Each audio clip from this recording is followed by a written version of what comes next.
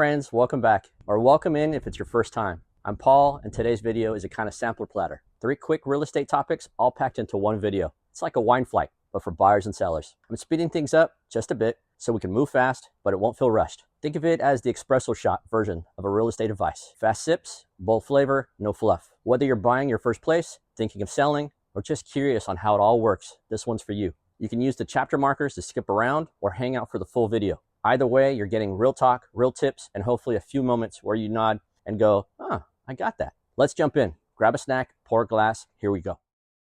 Today we're going to talk about escrow, the word that shows up in every real estate deal, and for the most folks out there, no one really explains it. So today I'm breaking it down, like we're just chatting at the kitchen table, no fancy terms, just plain talk. Let's start now. Escrow isn't your agent's office. It's a separate company altogether. Let's say a neutral third party. They don't work for the buyer. They don't work for the seller. They're like the referee. Escrow job is to hold your deposit money safely, make sure all the documents are correct, and keep things fair and legal for both sides. I had a buyer once who legitimately thought escrow was just where I worked at. I had to say, nope, that's a whole other team handling this. Now, what actually happens during escrow? Once you get your offer accepted, here's the rough order of things. You wire in your money deposit, or your earnest money deposit, also known as an initial deposit. And out here, that's 3% within 24 hours of the offer acceptance. The seller shares disclosures and reports. Inspections might happen, depending on contingencies. The lender sets up an appraisal. The loan gets finalized. Escrow preps the closing paperwork. It's like a big checklist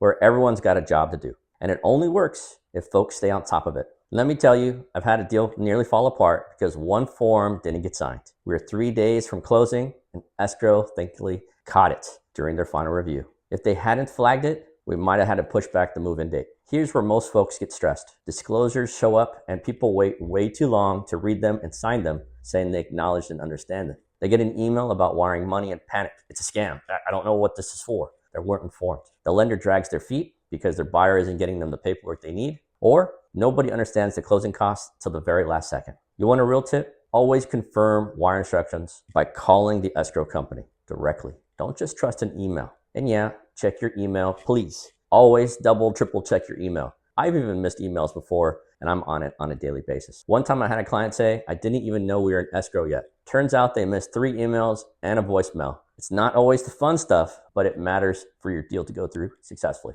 Most delays I see don't come from escrow. They come from a lender. So stay in contact with both of your teams. Ask questions. No shame in that. The shame is not asking. Want to stay ahead of the game? Here's what works best. Go over your timeline with your agent. You'll feel less overwhelmed. Confirm your wire instructions over the phone and try not to travel mid-escrow. It really starts to complicate things. Know when to expect your final walkthrough and your signing date. I had a buyer book a cruise without telling me during escrow. No joke. They were in international waters when the documents came in and we missed the signing window. And the seller moved on the backup offer. They lost the house, all because of timing. Escrow is just the bridge between getting your offer accepted and getting your keys. It's not meant to be stressful, but if you're not prepared, it definitely will be. So slow it down, ask questions, stay in the loop, and don't go on a cruise. Help my small business out with the like and subscribe. It's always, as always, be good to each other, and cheers.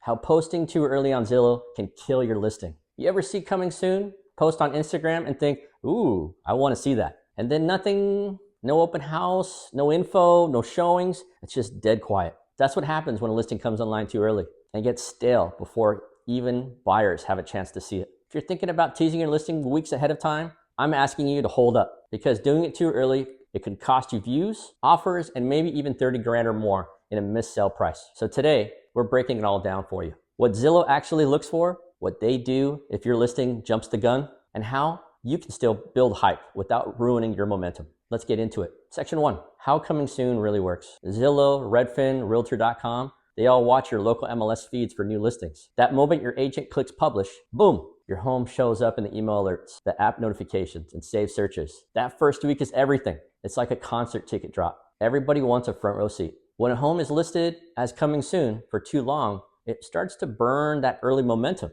Here's what I've seen. Day 0, listing goes coming soon. A buzz starts. Day 3, some interest, but buyers realize they can't tour yet. It's not ready. The home's not there for them. Day 7, the property is not live yet. Folks start to forget about it. Day 14, it finally flips to active, but now Zillow Zillow's algorithm thinks it's old news. And when that happens, guess what? Fewer buyers, fewer alerts, fewer email notifications, less love from Zillow's homepage. And that day one buzz you were counting on, that's gone. Section 2, the hidden penalty. Now let's talk about the part most folks don't know. Zillow updated its listing policy this year. If you market your home before anywhere online, before it's listed in your MLS, and you include the address, Zillow might flag it, the whole listing. That includes Instagram Reels, Facebook Reels, or flyers, YouTube walkthroughs, even an early blog post or blast, email blast. They call it premature marketing. And if your MLS listing is marked as coming soon for more than 24 hours, without the ability to tour it, Zillow might suppress the whole thing.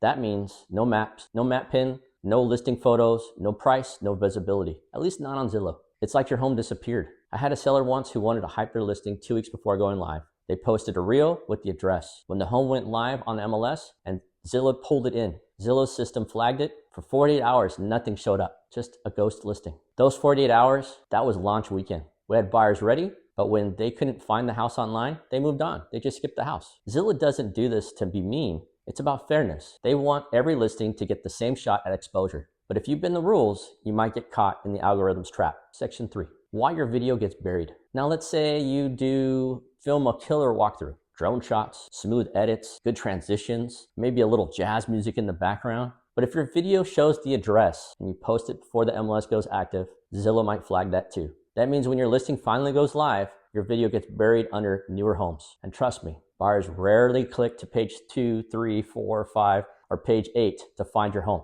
You want it, they're scrolling fast. You want to show up in those first few seconds, page 1, maybe page 2, but page 1's the main part. I've had agents ask me, why isn't my video showing up on Zillow? 9 times out of 10, it's because they posted it early and got suppressed. That first 24 to 72 hours is your golden window. Don't lose it. Section 4, the early buzz myth. All right, now you might hear something or someone say, well, if I market early, I get more buzz. That only works if buyers can actually see the home. If you tease a house, but don't let people tour it, they move on. Real estate isn't a slow drip, it's a launch of a rocket. You only get one shot to ignite the momentum. And trust me, it's better to have people say, wow, this just hit the market, then, oh, didn't we already see this one last week? Section 5, better strategy, timing it right. Here's how I help my sellers do it right. First, we finish all the prep. I call that PFL, painting, flooring, lighting. Touch-ups matter. Then we clean, we stage, we get the pro photographer in, drone footage if needed, 3D walkthroughs if we've got them. Once that's locked in, then we go on the MLS.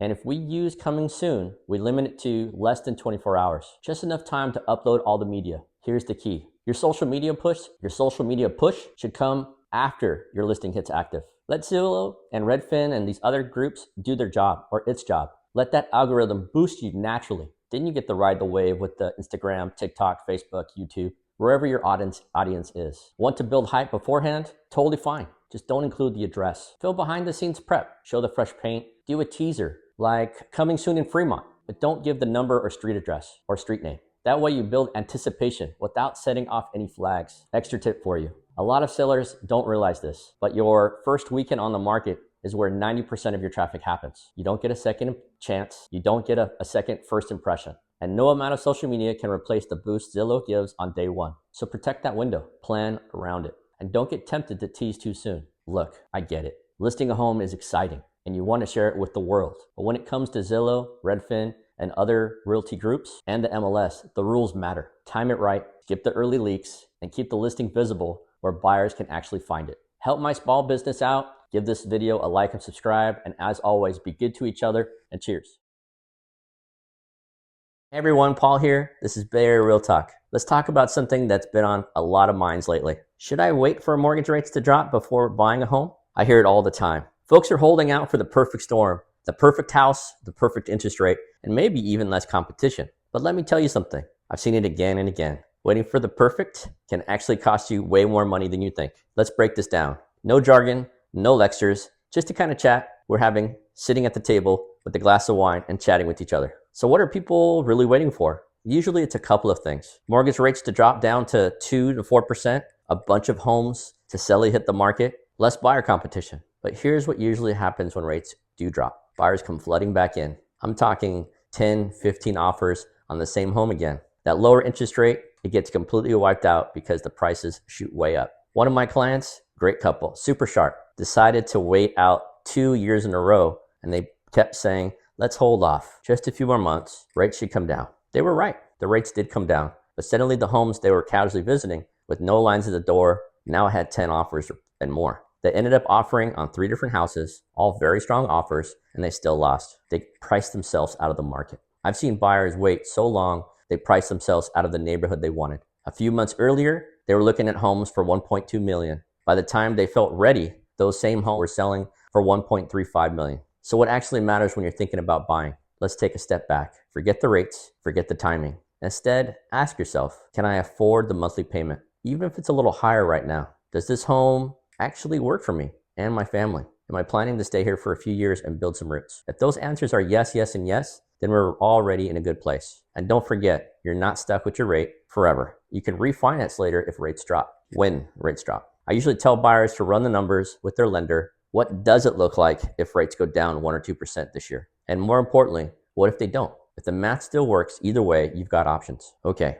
so what should you be doing right now? Here's what I'd suggest if you're even thinking about buying. Talk to a lender, maybe even 2. Ask questions, see what you qualify for. And while you are talking with these different lenders, see who you connect with better, personality-wise, or the way that they talk. Are they making you feel comfortable? Are they making you feel stressed? If they're making you feel stressed, move on to the other lender. You gotta have someone that you can really work with, because you're gonna be putting a lot of time and effort into being with them for at least 60 to 90 days. Find out what your comfort zone is, not just your max pre-approval number. Start looking at homes in person. Online photos are one thing, but walking through gives you a different perspective. Keep an eye out for homes that have been sitting. They might not be as bad as you think. They might just be overpriced or poorly marketed. That's the opportunity ones that we want to look at. Look, I'm not here to talk to you into anything. It's your choice. But if you've been sitting on the fence, waiting for a period or waiting for a perfect moment, you might end up missing your best shot. The truth is, the perfect time might never show up, but the right time for you,